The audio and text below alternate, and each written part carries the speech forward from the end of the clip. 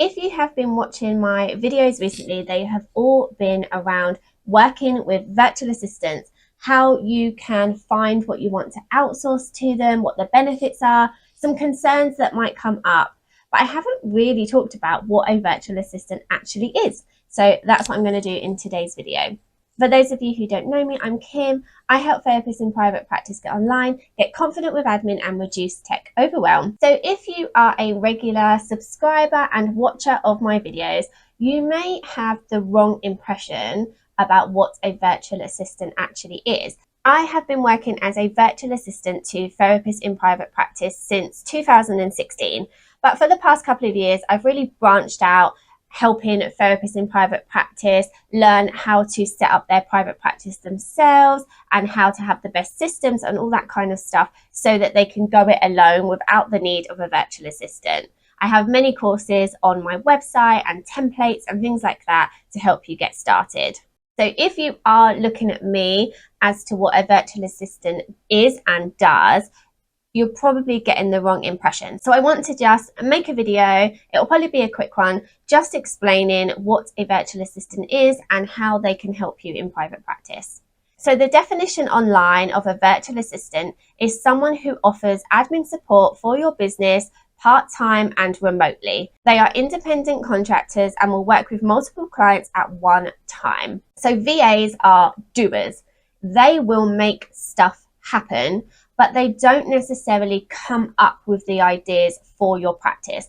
They won't start working with you in your private practice, have a look at everything you do and say to you, you should be doing this, you should be doing that. That's not the role of a virtual assistant. They're more your support team. You will need to have the ideas. You'll need to go to them and say, this isn't working for me, or I would like to do this, or I would like to start this new project. And then they will run with it. They will do all the research, they will get you all the information, and they will make it happen. But they're not going to come to you and give you the ideas majority of the time. They will need to be assigned tasks by you rather than them initiating things.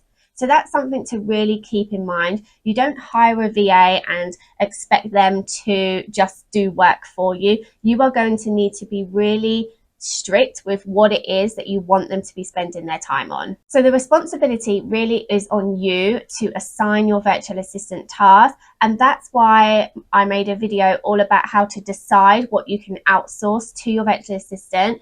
It's really important, and I'll link that in the description. I also have a video on 8 tasks that you can assign to your virtual assistant, and that's a good place to get started. Essentially, a virtual assistant is support personnel.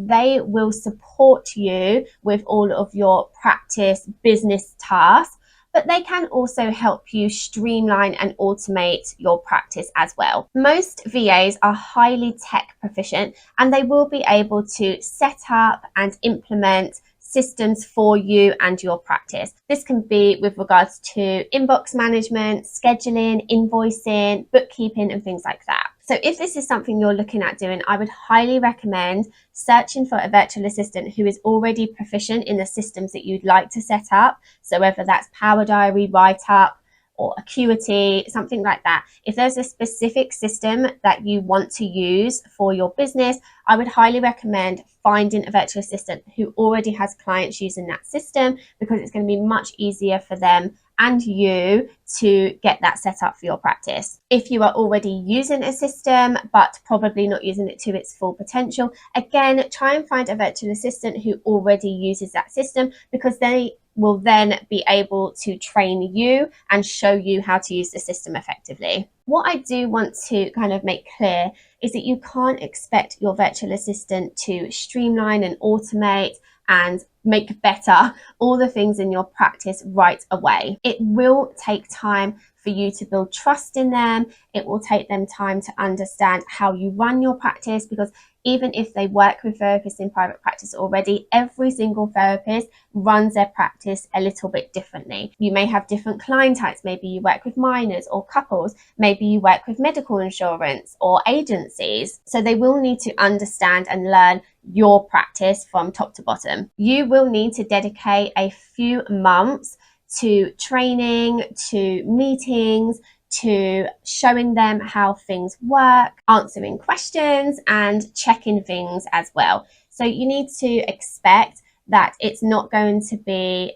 smooth sailing straight away, and it will take some work from you initially. But the benefits, of course, once that is done, and once your virtual assistant knows their daily, weekly, and monthly tasks, it's going to be so much easier for you to be able to spend your time on more important things. And that could be working with more clients, it could be marketing and networking so you can get more clients, it could be working on other income streams like writing a book or starting a podcast or something like that, or just spending more time with your family. Eventually, once you start working with a virtual assistant, you will have more time to spend on whatever it is that you want to spend your time on. Okay, so that was my very quick video all about what a virtual assistant actually is, what you can expect them to do for you, how much training they're going to need. I have loads of other videos on working with virtual assistants, what kind of tasks you can outsource to them, managing concerns both for you and your clients. I'll link all of those videos in the description below. It's a really good place to start if you're thinking of hiring a virtual assistant in the near future. If you do have any questions for me about working with a virtual assistant, please leave them in the comments. I'd love to answer them for you. And as always, thanks so much for watching.